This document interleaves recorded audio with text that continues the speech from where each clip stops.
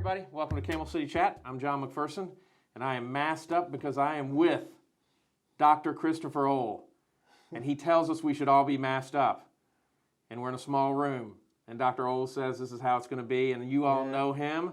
Dr. Ohl, thank you for joining us on Camel City Chat. Great to be here. Well, you know, I got a bunch of questions. I'm going to ask the regular three, and then we got to get into something really serious that I didn't even prep you for. This one's this one you can tell it's going to be bad. Shoot. All right, so where are you from and how long you been here? Well, yeah, I'm originally from northern Wisconsin. Right. So, and then I went to medical school in Madison, Wisconsin, and then I was on a Navy scholarship. So when I got out of there, I did my residency at Bethesda Naval Hospital, now Walter Reed, and then did my infectious disease training there, and then was on staff at the medical school there. And I was interested in academic medicine and doing research and scholarly work, and the Navy looked like they might want to get out of that, and so came down to North Carolina, first at ECU, Eastern part of the state, and got to see all the great things they have out there, and then I was recruited over here in 2000. So that's or feel what the temperature of hell is like in Greenville, North Carolina, because it gets hot there in the summertime. It does, but I tell you, you know, growing up in northern Wisconsin, I do not miss winter. Okay. Every time I get that kind of nostalgia feeling, I go out and pretend to scrape ice off my car, and it cures me. My cousin and her husband live in Madison and sell real estate in Madison. I was going to tell you, we vacationed at Big Round Lake in Hayward, Wisconsin until probably I was about 10 years old. So you probably went to the Muskie Museum. I think so, and we also went to the National Log Rolling Championship site, and there's all-you-can-eat buffet there. And I'm from not too far from there, so. But I can tell you, I've lived all over the world. Favorite place to live? Winston-Salem, North Carolina. I want to get into more about that because that's cool that you'd say that, because there's a lot of stuff that I learned just coming up here with your assistant that I didn't even know. I mean, Stabler knew, but I didn't know because I haven't been overseas in a long time. But you do some different things, and we'll talk about that. So I'm supposed to ask you where your favorite place to eat in the world is. So we'll talk about that later. Okay. But right now, what's your favorite place to eat here?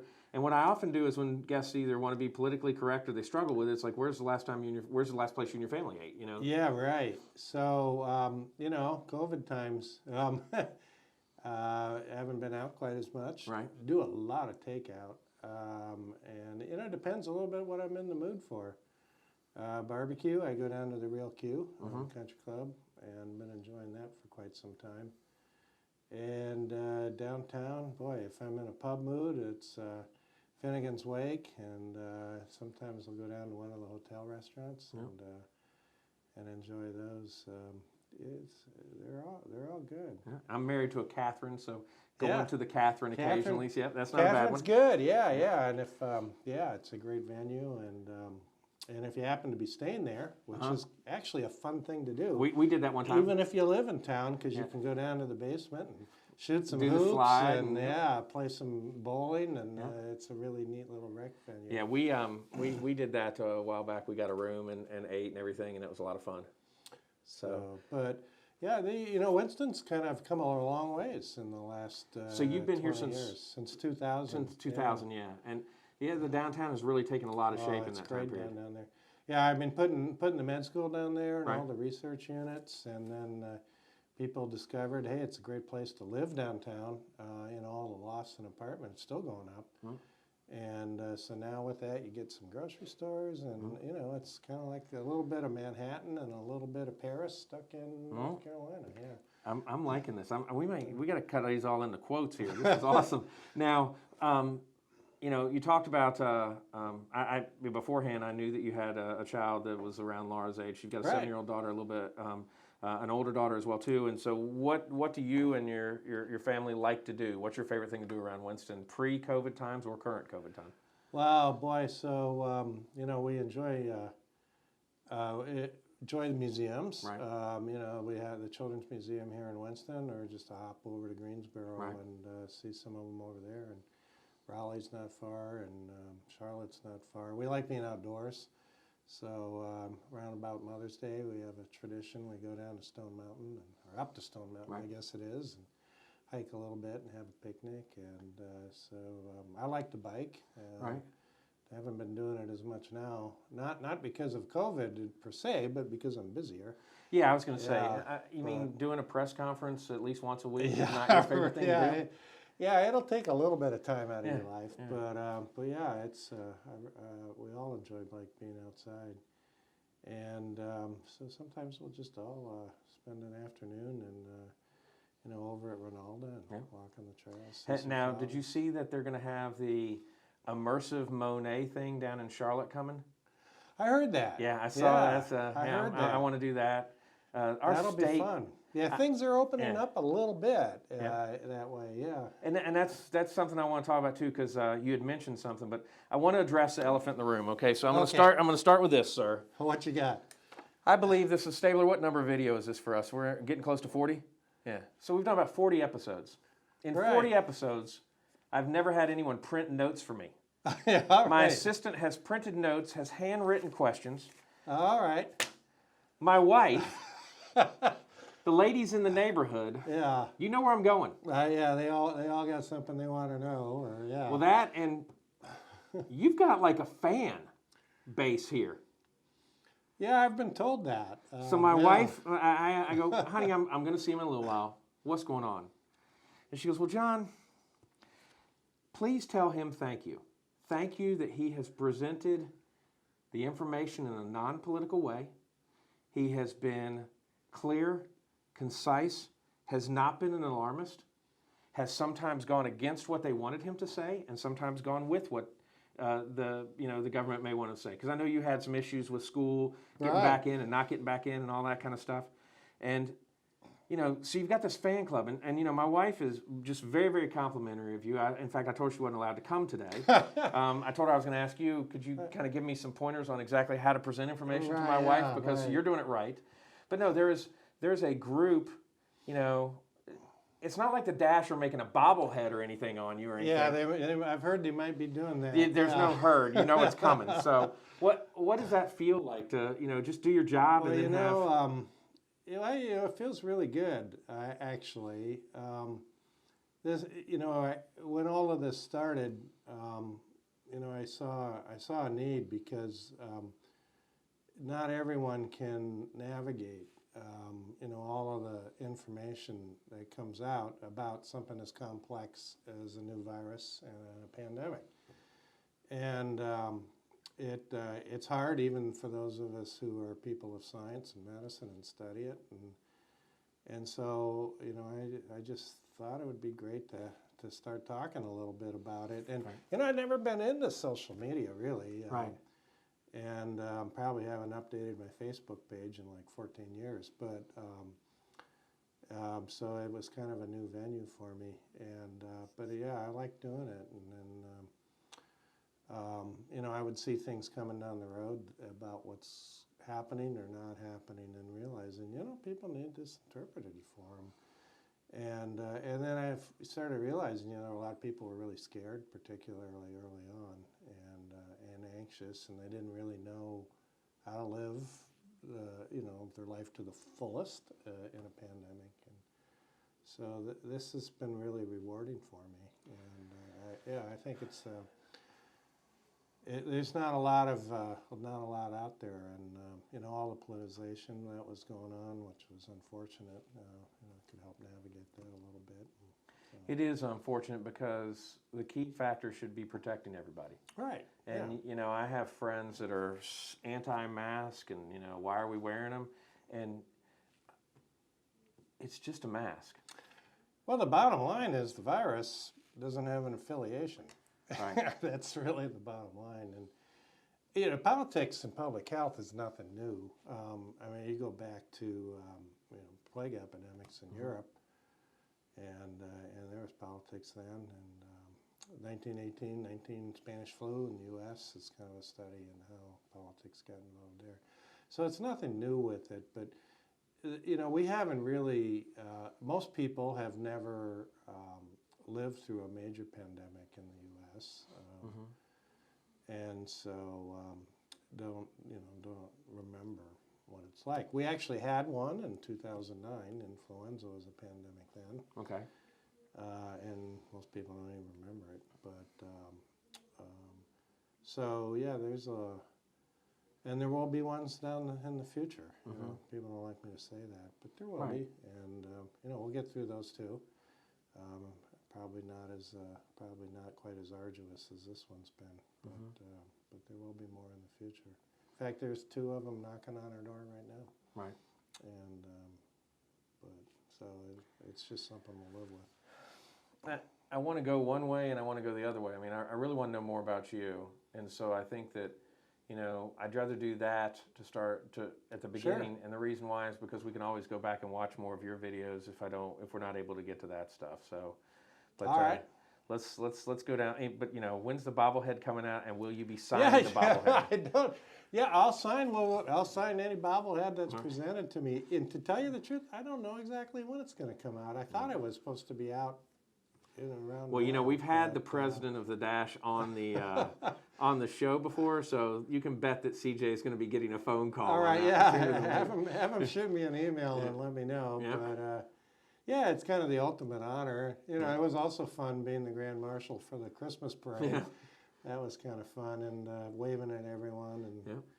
And Santa Claus was the main attraction. But, you know, it's interesting you mentioned Santa Claus. I understand in the past that you have stood in for him in a mall situation. Yeah, there was you know, Santa needed some help. He always does, right? Santa needed some help, and you've got to get us this picture. Being there, I was there for him. And, so this was, how old were you at this time? I was, I don't know, 20, 21, something like that. So you stood in for Santa in the, I'm assuming the Madison Mall. This was actually up north, Eau Claire, Wisconsin. Wisconsin, right, okay. yeah. All right. Yeah, London Square Mall. It's not there anymore, but it's gone the way as most malls, I'm afraid. But yeah.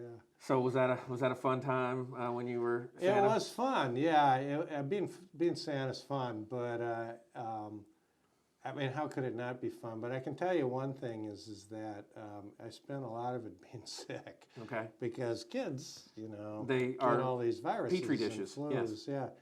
And really, up until COVID, COVID's been kind of different, right? For viruses for kids, they've been one of the main places where it circulates. Right.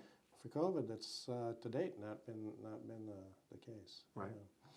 So yeah, I was a Santa at a mall for a while. All right. Well then, something we share in common. I didn't travel. I actually in college we approached the people that brought all the bands in and said, hey, you know, for a fundraiser, can we be the roadies? And so they would bring us in and we'd help. But my understanding is, and of course, I'm sure that someone's probably going to be terminated at the end of this interview for sharing some of this stuff. Yeah, but no, right. Were you a roadie? I was a roadie. And for what a while. bands? So we know this. Yeah. And by the way, you have a Rode microphone on, so that helps out even more, right? Yeah, it's not quite the Shure M58 that I remember. But so I worked some with Shoko. Okay. And I did, it's probably the biggest tour I was on was Jackson Browne's Running on Empty tour. Oh man, that's a good one. Yeah, it was a lot of fun. It's hard work. Right. Obviously, that's why I'm not doing it anymore. Right, yeah. But yeah, it was hard work, but it was a great way to spend a few months. Yeah, we loaded in Buffett in Boone. We also loaded in Henry Lee Summers. All right, yeah.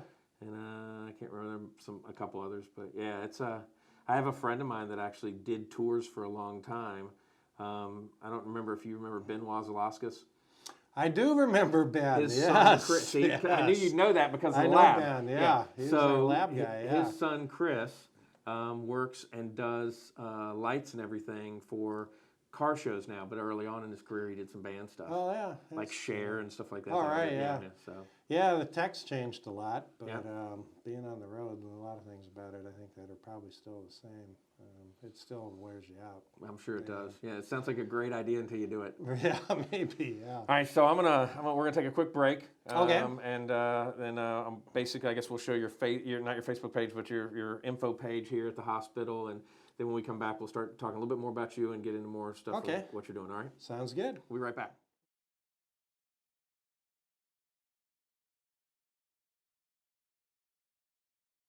Welcome back, folks. I'm here with Dr.Ohl, and you know him as the infectious disease expert who, if I said anything in Japanese, he would understand. Well, I will get to that. Okay, so you're in Wisconsin. Did the Navy start in college or was it after college?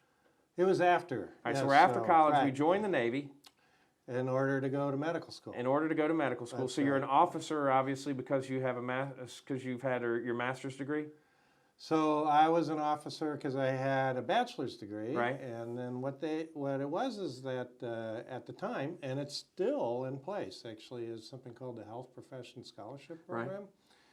And so to help fill the manpower needs for advanced healthcare professions in the services, and it's not just Navy but all of them, they have a scholarship program where they pay for your medical school, and then when you're done, you either train as a civilian or in the Navy in their hospitals, and then you serve as a naval physician afterwards, and that's where I got really interested in emerging infections and infectious diseases, because in the military you spend a lot of time thinking about those things because of the susceptibility of the populations to epidemics. So did you go through a boot camp or anything like that, or?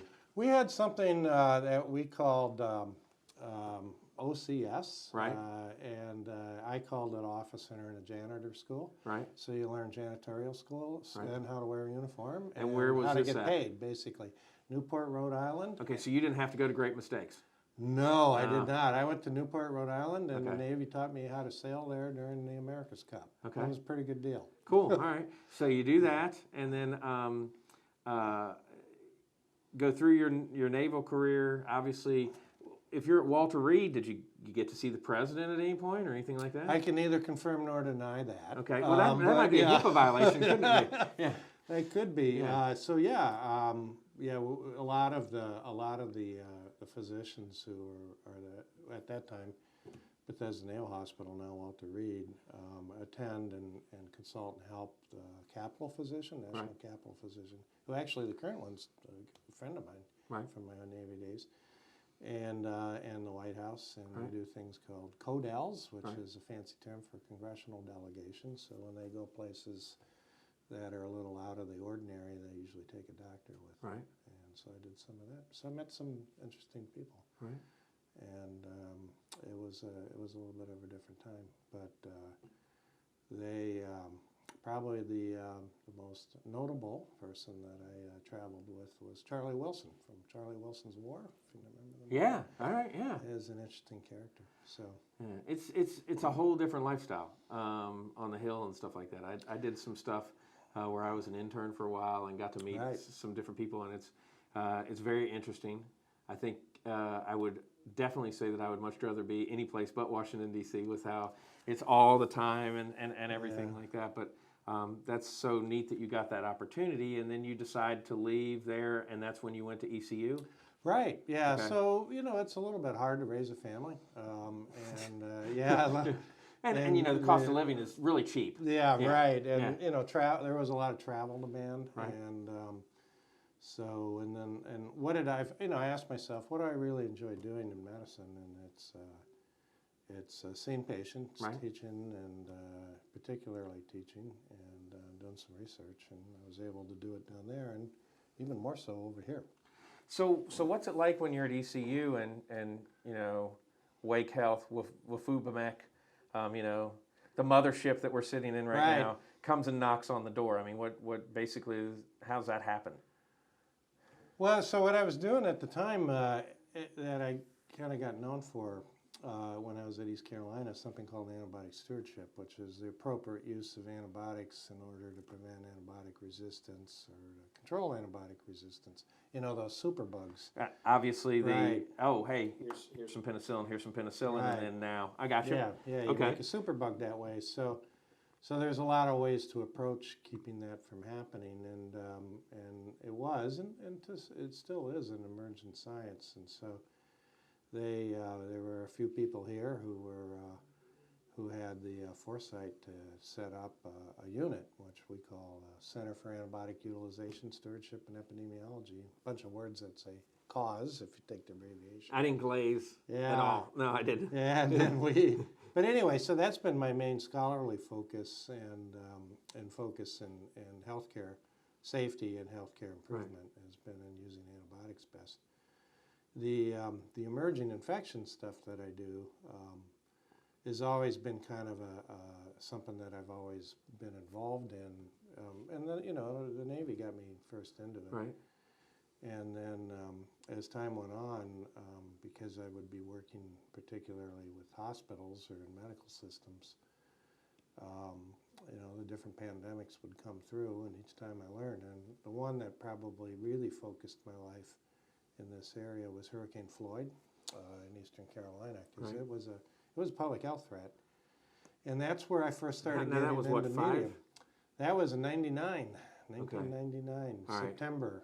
So there was the other 1999. one that was recent. My niece actually lived in Wilmington and came and lived with us for like 2 months. Right. Yeah. Yeah, I mean, hurricanes are a fact of life out there, but Hurricane Floyd really changed the way people lived in that area. And, for a lot of cities didn't have power 3 or 4 weeks. Mm-hmm.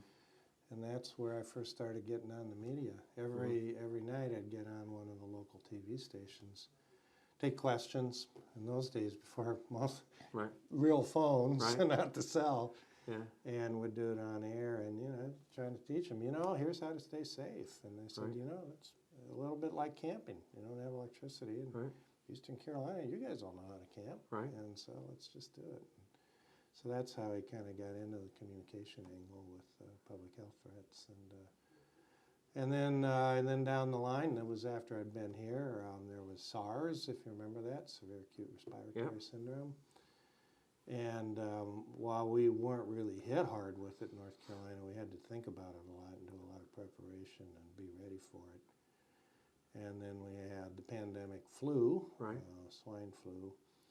And then we had the Ebola. That wasn't that long ago, where there was a very small number of people in the U.S. that actually had it, but it scared a lot of people, and there were a lot of communication and healthcare planning. Front cover of Time magazine, if I remember correctly. Yeah, and we had to come together in the state. So this is where one of the first times where all of the different healthcare agencies in the state kind of banded together to try to work together in case we needed to for that one.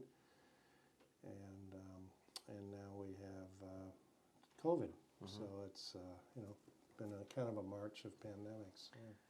So we're almost there. I guess probably the last question I ask you before we really get into how this all got started and where we're going to be and how much longer I have to wear this mask, et cetera, and all that kind of stuff is, what job do you not have? Okay. Yeah, so there are some things I don't do. All right, so you're obviously dad, husband, et cetera, all that stuff. Yeah. But then you're the travel clinic doc. Is that? Yeah, well, so that comes in because with the Navy and global travel, it all kind of fits together, really. Right. Okay. So on a normal non-pandemic time, if you want to go do a safari, see Victoria Falls, and Right.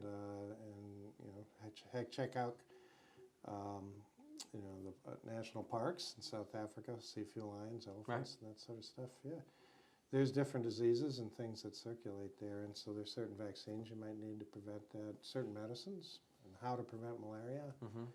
And what do you do when you get the Delhi belly or Trotsky trots or whatever you want to call it? Right. And what medicine do you take for your traveler's diarrhea? So it's travel medicine. It's Right. actually a real medical entity. And so that's actually something that's a lot of fun because you kind of get everyone's happy to see you. Correct. Do you get feeling bad. Do you get the emails afterwards with the pictures and stuff like that? So? Sometimes, yeah. Okay. Yeah, sometimes I do, and you can kind of... Stabler, you didn't send the pictures, did you? Yeah. See, look at that. You let him down. I didn't get any What the from him, heck? but man. Yeah. But it's kind of fun because I learn about some pretty cool places to go. And then when the travelers come in, I can say, when you're going to Victoria Falls, there's a really nice hotel just up the road from the Zambia side. Right. And that's the coldest and best beer on the Zambezi River you'll find. And People see, that's what I heard appreciate about that you. advice. So what's your favorite restaurant? Ever? In the world, In yeah. the world? I think, for the food, there's several in Tokyo. Okay. Because I just love And why do you know food. Japanese? And I went to college there for a couple of years. Okay. Took some some hiatus time. Right. You can probably tell by now it took me a while to get through college. But yeah, so I was a student there for a year and a half. Right. And then went back in the Navy for a while too. Right. But there's some really good restaurants for the food there. Like sushi then? I do. Okay. And I remember a tempura restaurant where the chef actually was a Japanese national treasure. Okay. He was a designated national treasure. I believe it. Yeah, Yeah, they say that the person that cuts the blowfish, you know, they've got to be yeah, amazing. those guys. Yeah, your life depends on them. Yeah. Yeah, but and then I don't know, the most interesting restaurant. I think the one on the Zambezi was pretty interesting. But I mean, there's good restaurants everywhere. Have you done Cinque Terre yet? No, I've not. Favorite place in the world. Yeah, Oh my God, it's beautiful. Is it? Yeah, we really had a good time there. The Cinque Terre was beautiful. Favorite in the U.S. would probably be driving down the Pacific Coast Highway. We really enjoyed time together. I've done the drive. Yeah.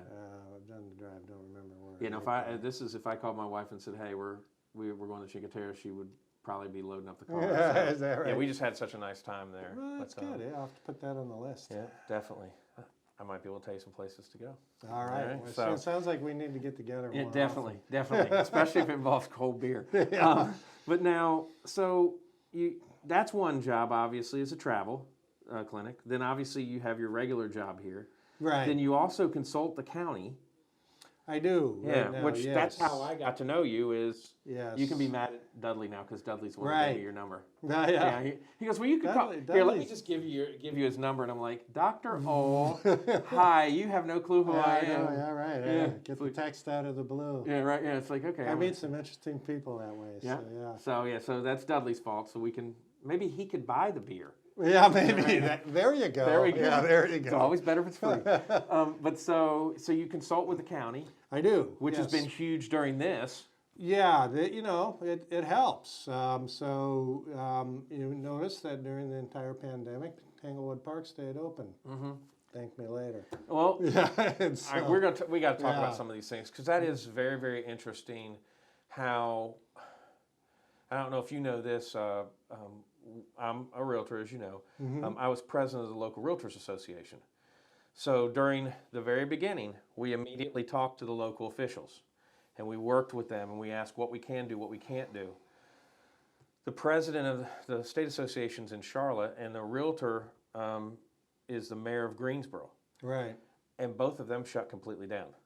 And I went out and I kind of, not knowing that I was, immolating you for like 2 seconds there because of that, I went out and addressed our membership, and I actually talked to several council members, said, hey, watch this, you good with it? Well, no, tweak this. And it was like, hey, don't be that person. Right. You're representing every realtor. Wear your mask, have your gloves and whatever. If you're showing a house, be that. We can still function, but you have to follow the guidelines. Right. And that's something that you've done.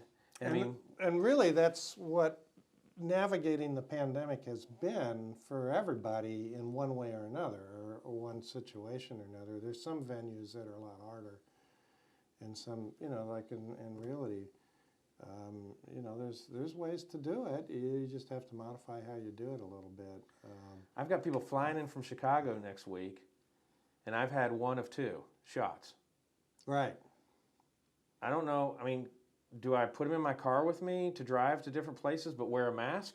Everyone wears a mask, or do I just tell them to drive their own car? I mean, that's a lot, and we can talk about that more. Yeah, we can take that offline. Yeah, but yeah, there's a lot. That's the other thing about this. There's a lot of, and that's where the weekly show helps, Right. because I can bring questions in from people. well, there's your question for the Yeah, next one. so there's a lot of personal things, that people have to make decisions like that. Mm-hmm.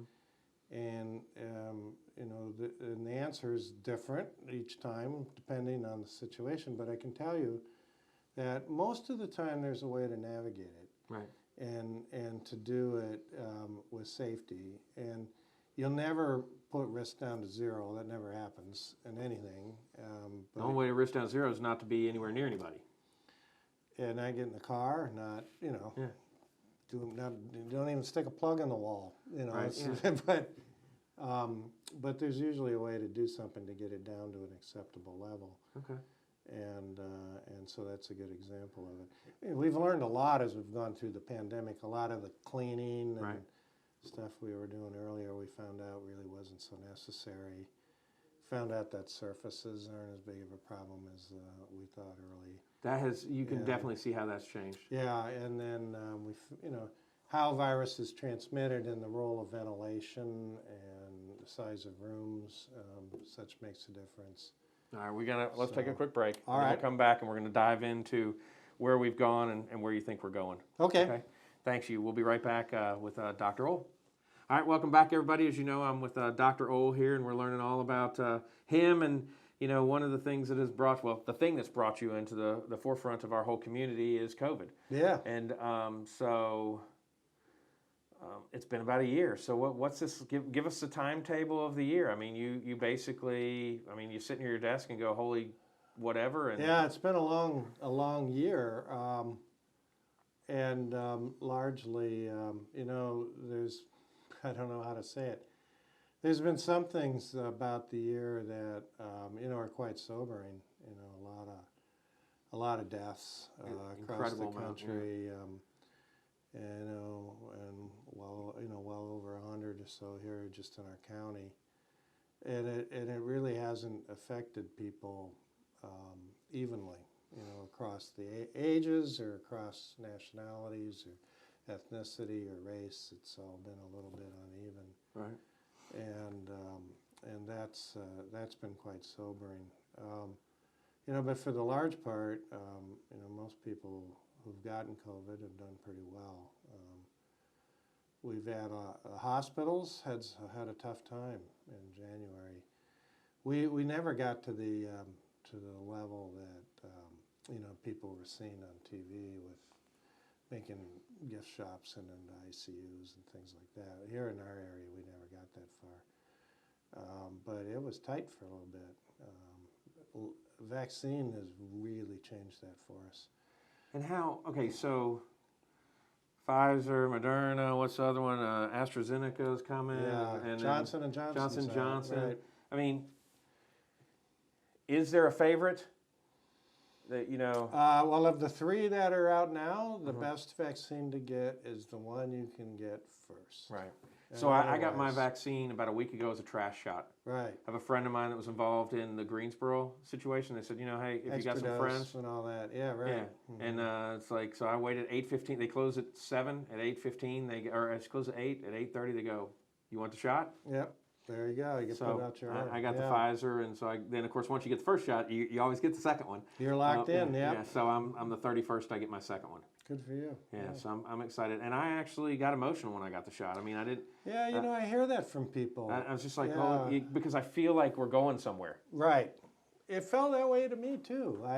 You're the first person in the county. Yeah. Well, actually, in the triad. In the state. Were you the first in the state? I was. That's what happens when you run your mouth. It's like, oh, hey, let's let him have it. But yeah, they. There is a little bit of a feeling like that. Yeah, I was a little bit ahead of him. Yeah. But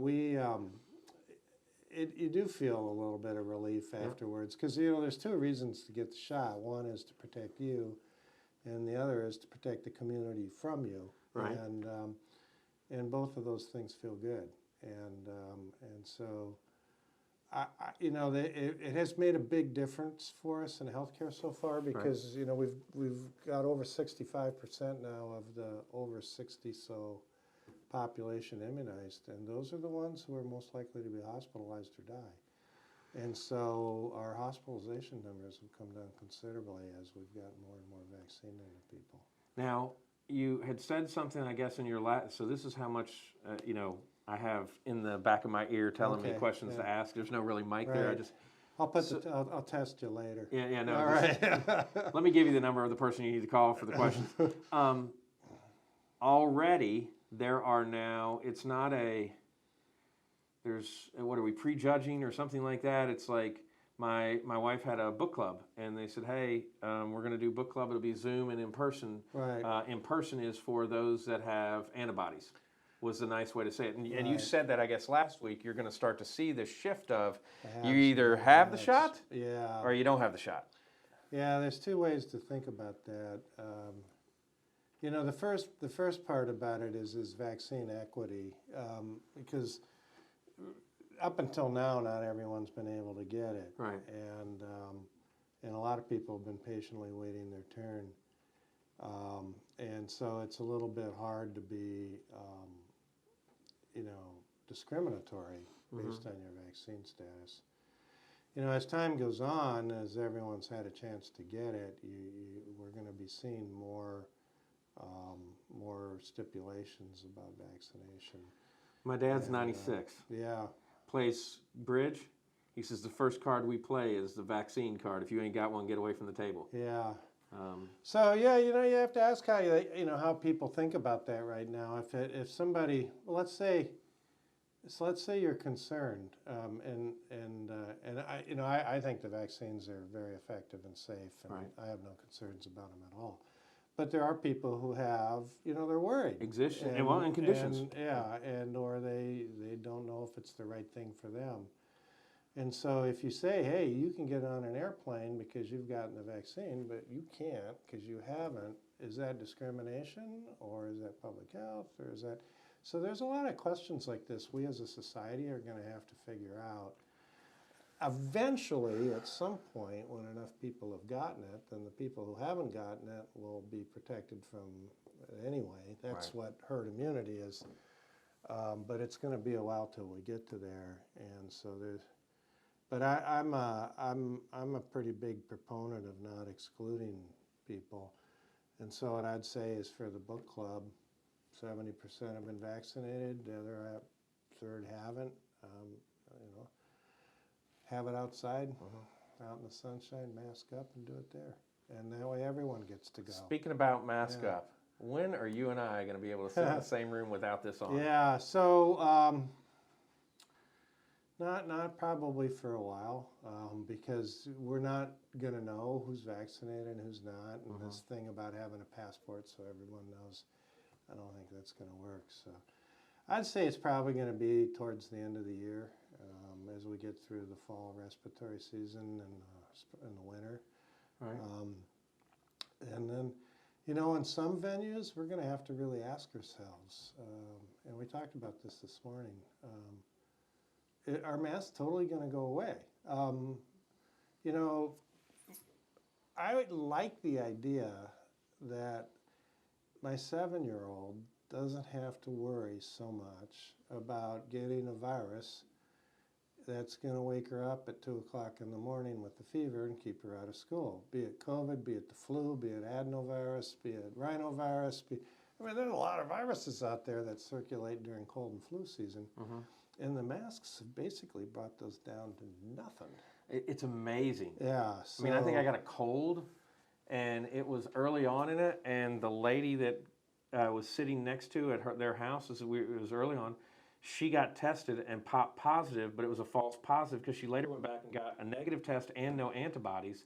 But I got a cold from her and scared the you-know-what out of me. Right. And then it's that, yeah, then it's almost like you're shamed that you could have had it.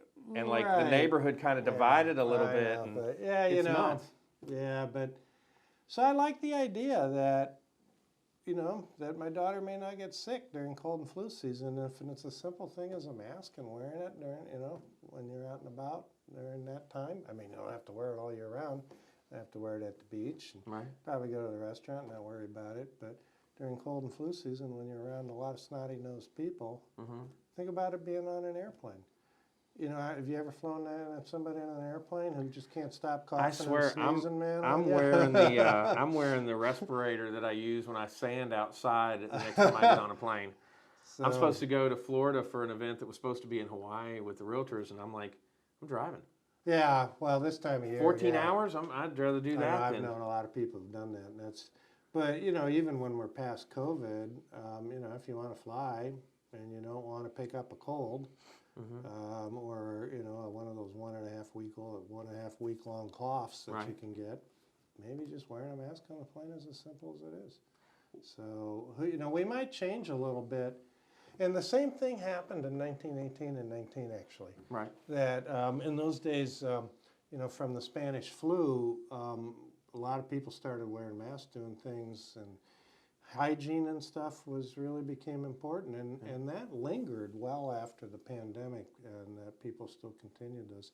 And in fact, there's a place down in Wilmington, which is a hand wash station right down along the river, Right. that was put in 1919, so that people walking down and doing their shopping and whatever Could wash their down the hands? trade store could wash their hands down there. It's still Wow. there. You'll see the little plaque on it. Huh. Yeah. So I want to ask a couple questions. I want to make sure I get to them because I know that we got you for limited time, and I really appreciate you taking time to do this. It's been fun. All right, so kids, Yeah. 6 and 7, are they going to get a vaccine, or what's going to happen? They will. They'll get vaccinated. So we're doing the trials right now in the 12 to 18-year-olds. And they're not quite as complicated to do those trials. We'll probably have those done by midsummer, and then maybe by the end of summer or the first part of the school year, they'll be getting vaccinated. So Hey, under, it's not that far away, buddy. Get ready, line 15. yourself up. Yeah. Yeah. But under 12, so we have to do dose trials, figure out what the right dose is for them because their sizes are different and such. And then we have to do an efficacy trial, and so that's going to be later, not in maybe 2022, sometime in there. Okay. So our schools are going to still having to be doing some safety stuff. So Laura's masking and spacing and stuff. That's going to continue for a while because it's going to be a big unvaccinated group of people, and the virus might try to take advantage of that. And so if we let up on the safety measures in the schools, the virus is going to go through them because it can't go this way so much through the adults. And so the epidemiology will change. This is my prediction if we're not careful. Right now, if there's a case or two in a school, it came from the family or from a contact outside of the school. The school's just, there's no transmission going on. Right. But if they start letting up too much, then the schools will be where the transmission will occur, and then the cases will come out to the community. So we're still going to have to mask in schools. There'll still be some element of distancing. It may not be as extreme as 6 feet. It might be able to come down to 3 or so. In fact, I think we're going to. I think that's going to get announced tomorrow, actually. But and we can go down to 3 feet? Yeah. All right. And I think that it's going to make, at least in schools, Okay. I think that's going to make things easier.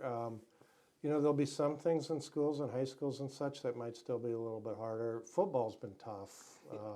That's another one of the questions. Are we going to have people in the stands during football season? Pro football? I don't know. All right. Yeah, I don't know. So my big question. Not like the old days. No, not for a while. Yeah. Yeah. My big question, because these kids, these youngins don't do it, but is the handshake dead? Oh, it'll probably come back. Right. Should it come back? The fist bump always was a great replacement for it. The or the elbow or thing, something. yeah. I mean, you're still. There's ways of showing I'm glad to see you, Yeah. other than shaking a hand. I mean, I think a hug's safer than shaking a hand. In a way, it might be. Yeah. In some cultures, there are a lot of cultures where you don't shake hands. Yeah, in Japan, you bow, and that's pretty cool. Yeah. So I don't know if it'll, maybe we'll substitute it. There's other things you can transmit it by the hands too. Some of which make you throw up instead of cough. I listened to a radio show and they did a test of everybody's hands, and it was scary. Like one was like this virus that would kill everybody. So 2 questions. Shoot. You said this earlier, and so I wanted to come back to it. Why is Winston-Salem your most favorite place that you've lived in all your life? Oh, well, come on, man. It's not a hard question. It's called a softball pitch or a T-ball. Hit it out of the park. Right, yeah. So, one is that it has all of the advantages of living in a metropolitan area, in a larger metropolitan area, without any of the headaches. Right.